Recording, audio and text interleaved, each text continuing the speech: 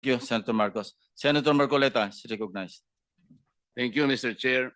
Secretary Vince, naniniwala ka ba na ang bulok na sistema ng DPWH na pinagsasamantalahan ng napakaraming tao ang problema natin ngayon? Tama po kayo. Naniniwala po ako. Kahit na magpakulong pa tayo ng napakaraming contractors, halimbawa 1,000,000 na contractors at sa mga opisyalis ng DPWH, pag hindi natin nakorek ang sistema, walang mangyayari. Partially agree po, Mr. Chairman, pero tingin ko importante din po na maipakita natin na may mananagot dahil po tingin ko ang isa sa pinakamatibay na deterrent sa nakikita nating nangyari ngayon is matakot po na may consequence po ang mga krimen na ginawa. Kasi po kung wala pong consequence, makikita po natin na ulit-ulit to. Pero tama po kayo.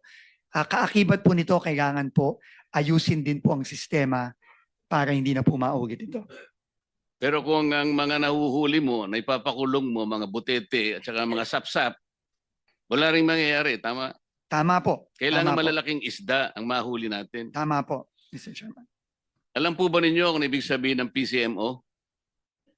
Opo, ito po ang project monitoring system na dapat gumagana sa loob ng Department of Public Works and Highways. Alam po niyo yung MYPS? Ano yung MIPS? Hindi ko alam. Ito po yung, ngayon ko lang po na-encounter, pasensya na po, Mr. Chairman, pero sinabi po ng, Multi-year Year project programming. scheduling. yes, ito po yung si schedule at pagpaplano ng mga iba't ibang proyekto over a longer period po. Alam po niyo yung Survey 123. Ano yun? Hindi ko alam. Aalamin ko niyo po, yung Mr. Chairman. RBIA. Hindi ko po alam. Alam Aalamin ko po po. niyo yung SDM4. Hindi din po. Hindi ko din po alam yun. Ang problema po kasi ito yung mga sistemang ginagamit ng mga kawatan sa inyong departamento. Sabi ko nga, kung puro sapsap at mga butete lang ang pakukulong ninyo, walang mangyayari. Agree po ako. Pero sana po, kung makulong po natin itong mga sapsap, sana po malaman din po natin kung Hindi sino po yung yun mga ang nasa layunin itaas. ng kumiting ito. Hindi sapsap, hindi butete ang aming hinahanap. Agree po. Yung malalaking isda para matigil po ang mga kawatan. Agree po, Mr. Chairman. Alam po ba ninyo na yung sumbong sa Pangulo ang ginamit na batayan ay yung MYPS?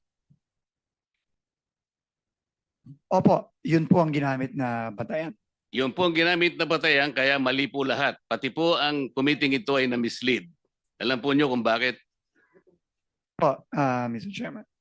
Ang MYPS po, ang ginamit dyan, puro initial na coordinates. Sana wag ka nang binubulungan muna niyan para na...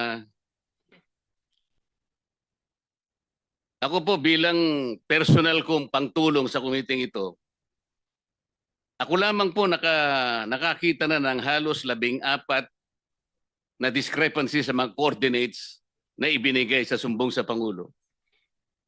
Naniniwala po ba kayo? Mamaya bibigyan ko kayo ng kopya at ibibigay ko rin sa komite ang 15 proyekto na mali ang coordinates.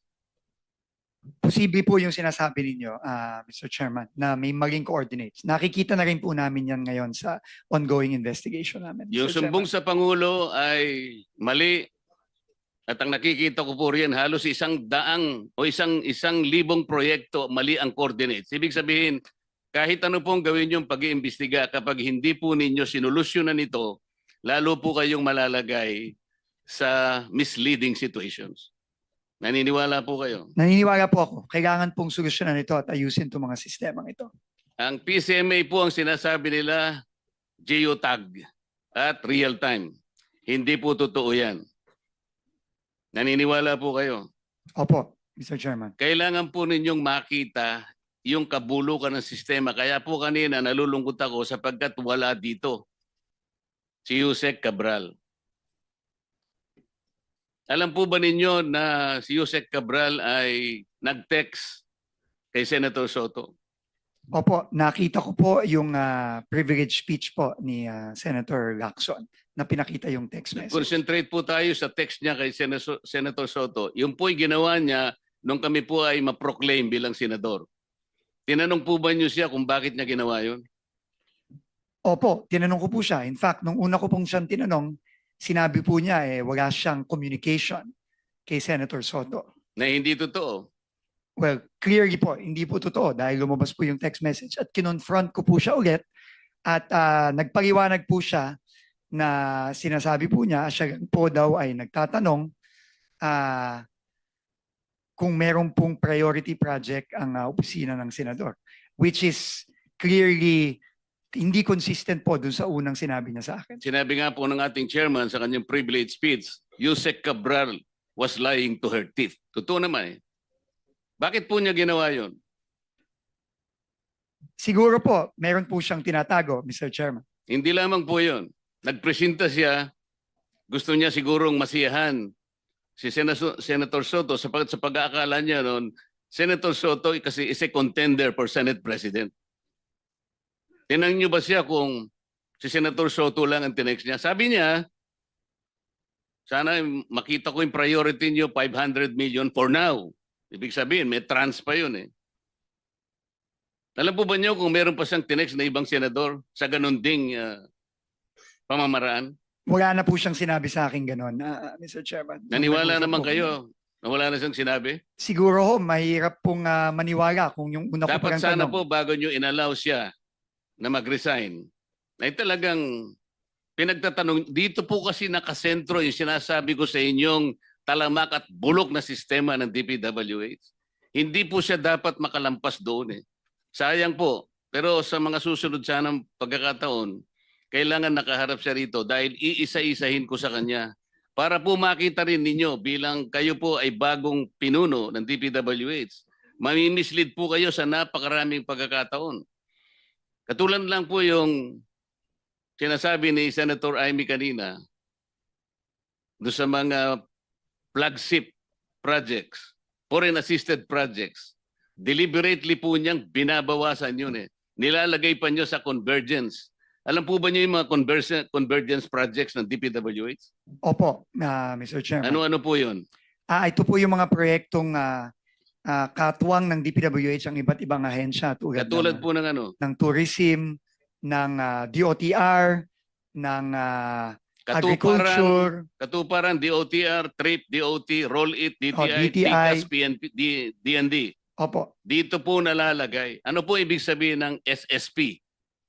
Hindi pa ho ako familiar sa SSP. Di rin kayo familiar sa CSSP, Hindi din po. STO. Hindi po. Yun nga po eh.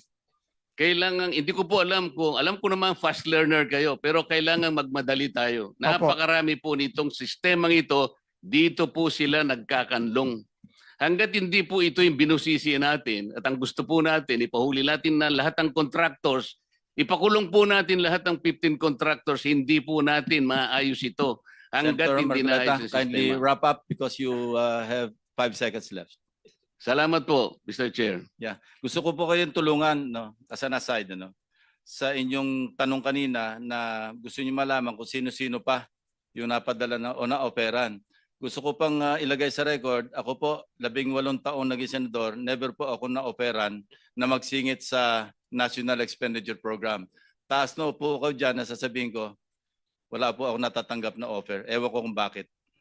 Ako rin po, bakit hindi po ako nagte-text na gano'n? Nagtataka rin po ako eh. Anyway, Senator Jinggoy Estrada is recognized. Thank you, Mr.